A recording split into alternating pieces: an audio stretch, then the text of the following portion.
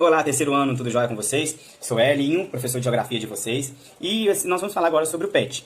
Vocês terão atividades referente a mundo rural e mundo urbano, e depois uma junção falando sobre globalização. Mas antes de falar do mundo rural, mundo urbano, que já tem um pouco no PET, eu vou fazer uma abordagem para vocês compreenderem um pouco o cenário mundial que nós vivemos e que nós temos. Vou deixar duas imagens para vocês, uma imagenzinha aqui para vocês darem uma olhadinha, beleza?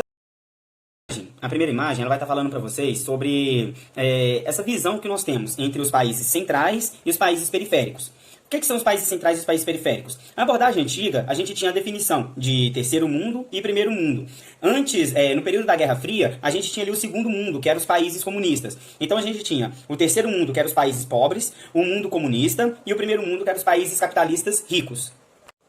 Com o fim da Guerra Fria, não existe mais esse segundo mundo. Então ficou aquele termo mais ultrapassado de terceiro mundo e primeiro mundo. Ou subdesenvolvidos, países desenvolvidos. Esses termos já não são tão utilizados. Então hoje nós temos países em desenvolvimento, que são os países periféricos. Nós temos os países, digamos assim, entre o desenvolvido e o subdesenvolvido, que são os países emergentes, que aí encaixa Brasil, a Rússia, o México, a Argentina, você tem a China, que são países que estão desenvolvendo, tem uma economia alta, mas ainda tem outros fatores que não deixam esses países ser considerados desenvolvidos. E você tem os países desenvolvidos, a Europa como um todo, você tem os Estados Unidos, você tem ali a Canadá e você tem também a Austrália, que são praticamente que é chamado de norte desenvolvido e o sul subdesenvolvido, como nessa próxima imagem. A questão do urbano e do rural. Nós percebemos, fazendo uma recapitulação da Revolução Industrial, os países desenvolvidos, aqueles que tiveram uma industrialização mais acelerada, eles se desenvolveram muito rápido. É o caso dos Estados Unidos e principalmente da Europa, onde iniciou a Revolução Industrial. Aqueles países que tiveram uma industrialização tardia, ou ainda não se industrializaram 100%, eles estão entre os emergentes e ainda países periféricos. Então nós temos situações semelhantes com a da África e também da América Central, alguns países aqui, o próprio Brasil também, em algumas determinadas regiões, interior do Nordeste, interior de Minas, o norte do país, que passam por situações de extrema pobreza, ou que dependem a sua economia basicamente do setor extrativismo, que é o setor de matéria-prima, que é a agricultura, que é a pecuária, e não tem um setor industrial bem desenvolvido, não tem um setor econômico diversificado. Acaba que sua economia é baseada mesmo na venda de produtos primários. Isso faz com que a economia desses países não se diversificam e que esses países acabam ficando atrasados economicamente. Vou tentar explicar de uma forma um pouco mais clara.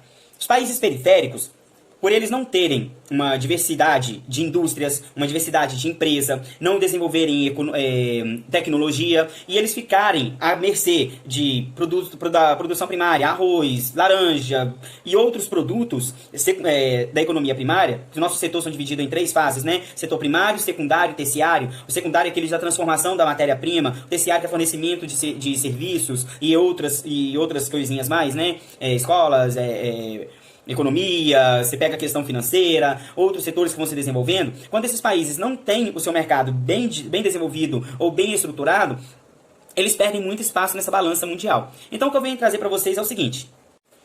Tentando resumir então um pouco, os países periféricos não têm uma economia diversificada, acabam centralizando, principalmente os mais pobres, na agricultura e pecuária.